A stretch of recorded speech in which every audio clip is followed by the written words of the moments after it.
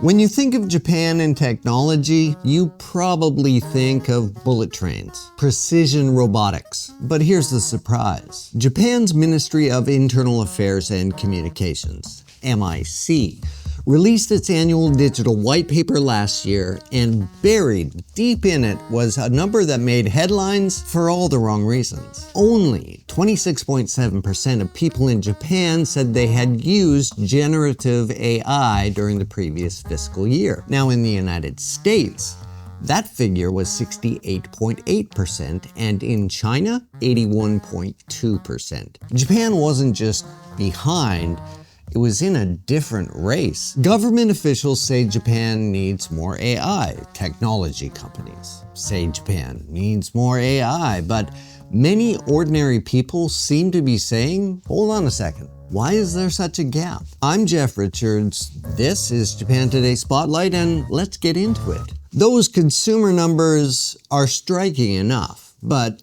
inside the workplace, the picture is even starker. The OECD found that only 8.4% of workers in Japan report using AI on the job, the lowest rate among major developed economies. Now, to put that in perspective, a survey by the Indeed Hiring Lab found that 70% of workers in Ireland used AI at work at least once a month. Australia, 48%. Germany, 46%. United States, 43%. Japan, just 18%. That's not a rounding error, that's the gap. We recently ran a poll on Japan Today asking readers whether public perception of AI tends to be more positive or more negative. Now, it wasn't scientific, but 86% of respondents said negative. What's interesting is that many of the commenters weren't rejecting AI outright.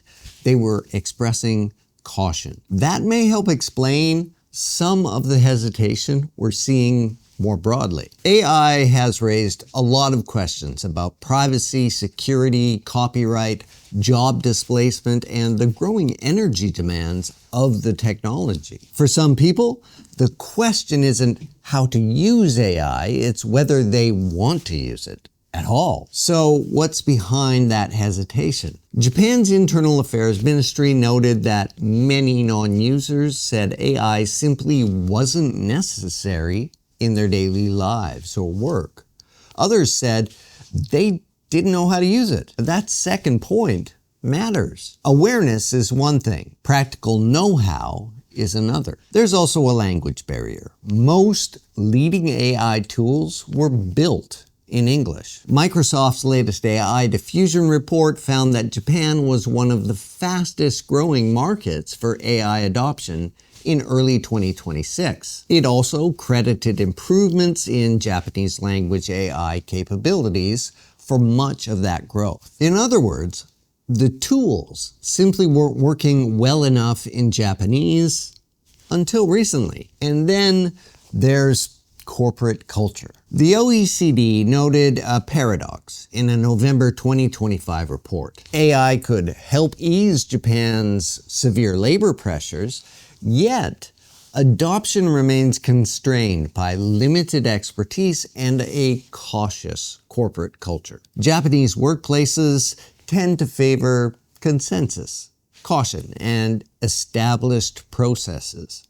Those aren't exactly the conditions that produce rapid technology adoption. The ministry's white paper describes AI as a fundamental pillar of a future digital society. It also calls for greater efforts to promote its use across industry and everyday life. That's the government acknowledging in its own language that the current situation isn't good enough. Japan isn't trying to catch the United States or China. It has a different problem. It needs workers. According to the Recruit Works Institute, Japan's worker supply could shrink by around 12% by 2040, even as labor demand stays roughly the same. The population is shrinking, the workforce is aging, and labor shortages are already showing up across the economy. That's one reason AI has become such a priority for policymakers. Increasingly,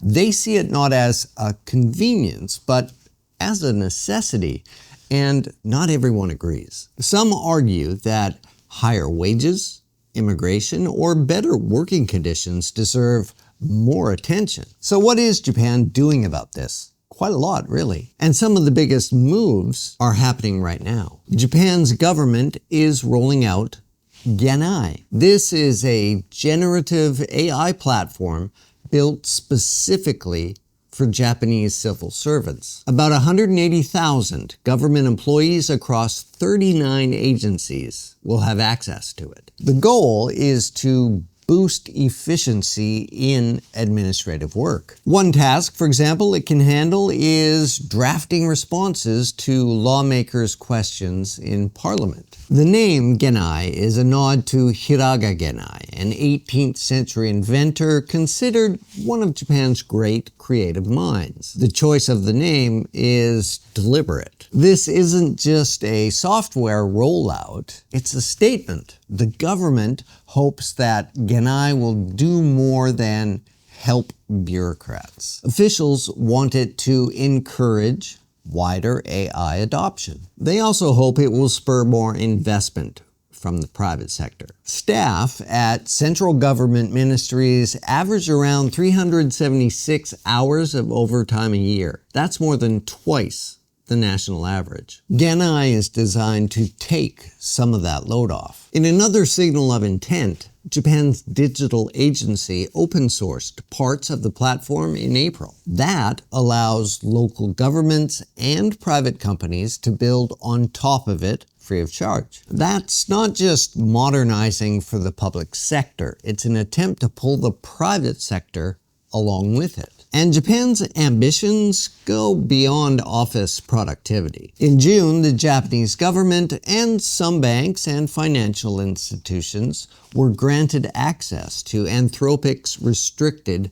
Claude Mythos model. The model is considered powerful enough that access has been limited to a small number of governments and institutions worldwide. Another sign of how seriously Tokyo is taking AI. Genai is only one piece of a much larger picture. The Japanese government has committed roughly 1 trillion yen in support over 5 years. That's about $6.3 billion. The goal is to help develop homegrown artificial intelligence. The plan involves a new company, one backed by around 10 firms, including SoftBank. The aim is to build the country's largest base AI model through public-private cooperation. And Japan has set itself an ambitious target: raise AI usage to 80% of the population. That's a long way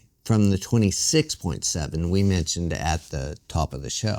Microsoft has also announced a $10 billion investment in Japan. The money will support AI infrastructure through 2029. The company also plans to train more than 1 million engineers and workers by 2030. This isn't a pilot program. This is a national bet. Will it work?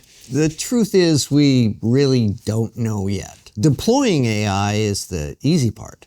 Changing how an entire workforce thinks about its job is something else entirely. Japan's own ministry data shows that AI usage is highest among people in their 20s, and that figure is 44.7%. The most common uses are searches, summarization, and translation. Useful, but not transformative. Not yet. Okay, Japan has pulled off harder pivots than this. The post-war economic miracle, the quality revolution in manufacturing, the Shinkansen. Each of those required more than new technology. They required a fundamental shift in how people worked. Whether AI becomes the next chapter in that story, well, that's what we'll all be watching. Big tech companies, of course, are pushing it hard. Full details and all the sources are in the show notes below, and from the Japan Today newsroom here in Tokyo,